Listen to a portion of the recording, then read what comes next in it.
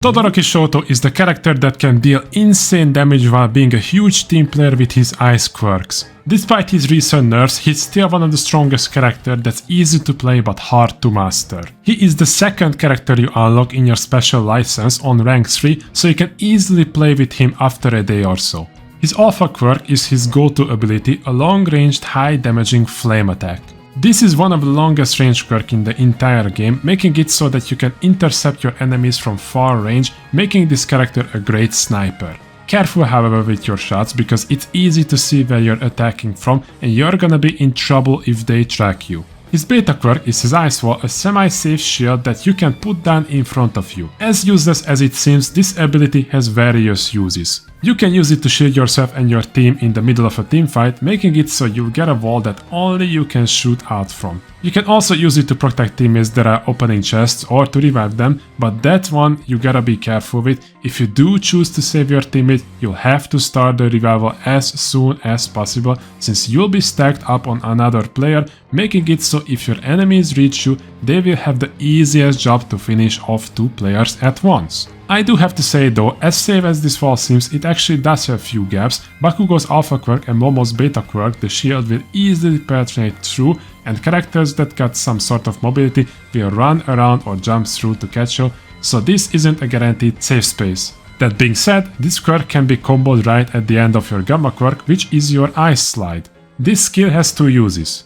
One, which is the most common, you spawn an ice below yourself and start sliding with your character. Not only is this a great mobility tool, but if used well, you can fight in close range if you combine it with your other quirks, especially since you'll be freezing your opponents, allowing you to shoot them once or twice if you are good enough. This tech is especially strong on PC, on PlayStation it takes ages to turn back to shoot. This clearly shows the superiority of mouse and keyboard over the aim assist. The other more or less unknown way to use this quirk is just by pressing the button and not sliding, making it so the ice goes out by itself. In order to do this, press the gamma quirk and don't use your left stick at all. Don't tilt it, don't press it, forget it exists.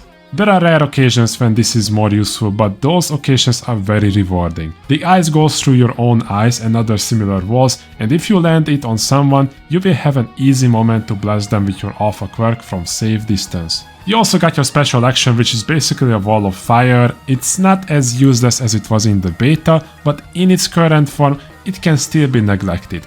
I recommend you to use it whenever you're trying to find a Tyuyu or someone hiding in a bush, since it's an excellent scouting tool. With all of that explanation out of the way, my recommendation is for you to level the alpha quirk as soon as possible and then follow it up with leveling either your beta or your gamma quirk. They are about as useful as their counterparts, so I recommend you to level the skill that's already leveled up due to RNGs. Ultimately, you can also level them at the same time, but after level 4, just stick to one of them. All of these quirks are great in concept, but let me talk about what the drawbacks are. First and foremost, the alpha quirk. I have touched on it already, but let me emphasize this again.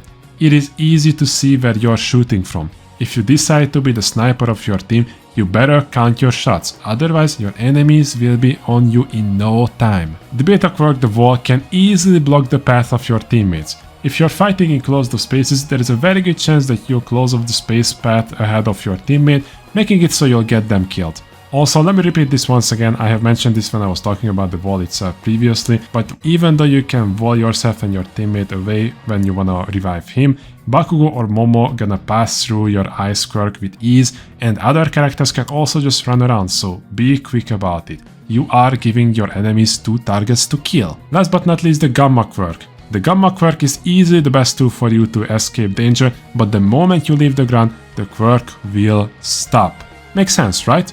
As simple as it sounds, you'll be in situations where you'll be standing on some sort of ledge or fence, and in the heat of battle, you will forget that if you use your quirk, you will instantly fall out of your eyes, so make sure you pay attention to your surroundings when it comes to elevated spaces. The developers made Todoroki to be as authentic as possible, which means you can leave your team for short periods of time just to annoy anyone that your alpha quirk can reach, and if you can down one of them, you can make the decision whether you wanna fight the remaining 2 players or not.